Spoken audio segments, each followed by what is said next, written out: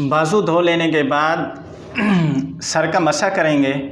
Sir का मसा करने का तरीका ये है कि ये दोनों हाथों को तर कर लेंगे पानी से तर कर लेने के बाद अब कई लोग एक गलती करते हैं।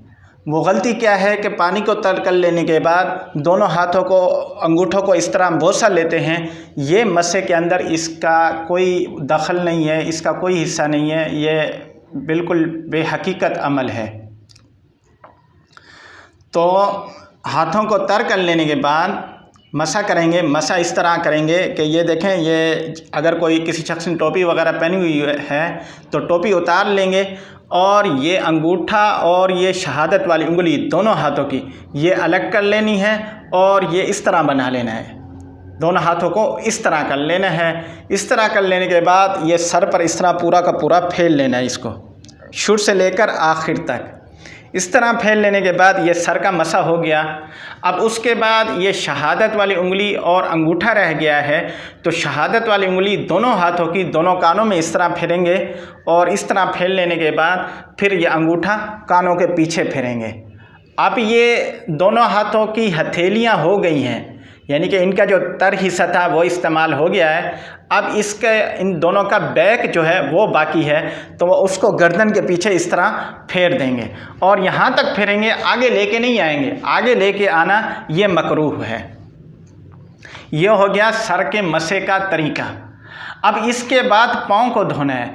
तो पाँव को धोने का तरीका ये है कि धोते वक्त जो हमारा बायां पाँव है उसकी जो छोटी उंगली है, आखिर वाली जो छोटी उंगली है, उसको ये पाँव की पहली उंगली से, ये दाएं तरफ से जो पहली उंगली है यहाँ पर, इसको इस तरह खिलाल करेंगे।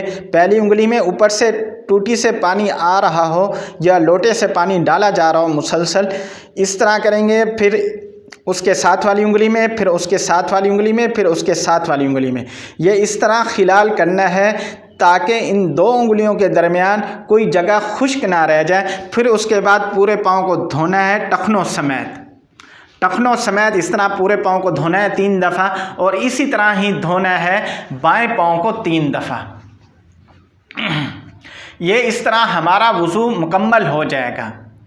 अब वुज़ू के शुरू में हमने एक दुआ पढ़ी थी कि वुज़ू शुरू करते वक्त पढ़ेंगे बिस्मिल्लाहिर्रहमानिर्रहीम, और एक दुआ है वुज़ू के दरमियान की।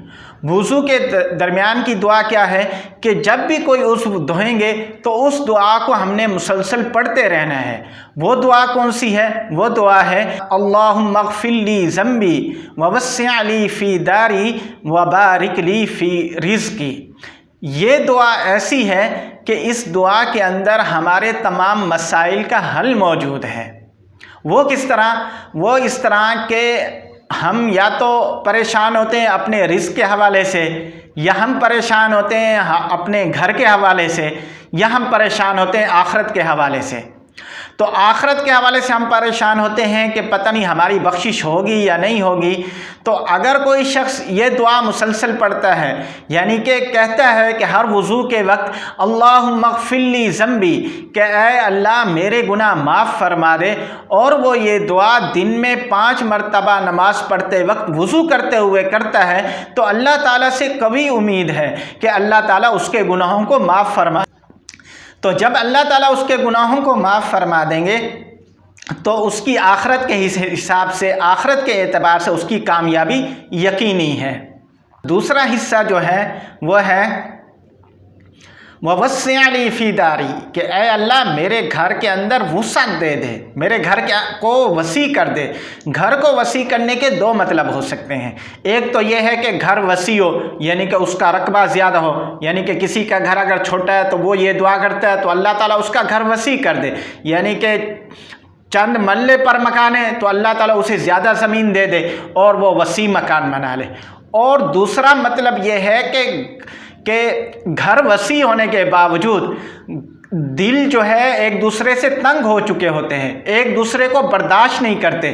तो ऐ अल्लाह हमारे दिलों को इतनी वुसअत दे, इतनी कुशादगी दे कि ये एक घर के अंदर रहते हुए एक दूसरे को बर्दाश्त कर सकें। और दुआ का जो तीसरा हिस्सा है वो है वबारिक ली फ़ी रिज़्क़ी। आज کل ہر بندہ یہ کہتا سنائی دیتا ہے کہ ہمارے خرچے پورے نہیں ہوتے، مہینہ پورا ہونے سے پہلے پہلے تنخواہ ختم ہو جاتی ہے، ہم کیا کریں، کس طرح گزارا کریں؟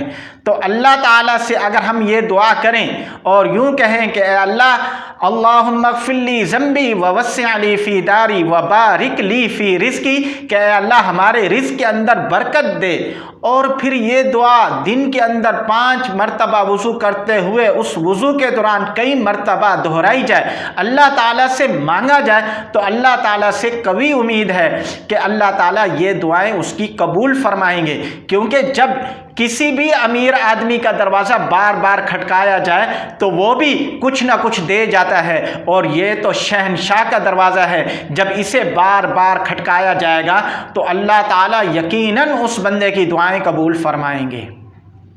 تو یہ دعا تھی وضو کے درمیان کی۔ اب وضو کے بعد کی دعا کیا ہے؟ جب ہم وضو مکمل کر لیں گے تو وضو مکمل کر لینے کے بعد ہم جو ہے آسمان کی طرف دیکھیں گے اور شہادت کی انگلی ایسے اوپر کی طرف اٹھا کر کہیں گے اشہد ان لا الہ الا اللہ واشہد ان محمدا عبدہ ورسولہ اللہم اجعلنی من التوابین واجعلنی من المتطہرین۔ تو یہ دعا بھی وضو کے بعد پڑھنی ہے۔ یہ وضو کرنے کا مکمل طریقہ تھا۔ اللہ تعالی ہم سب کو وضو جو ہے سنت کے مطابق کرنے کی توفیق عطا فرمائے۔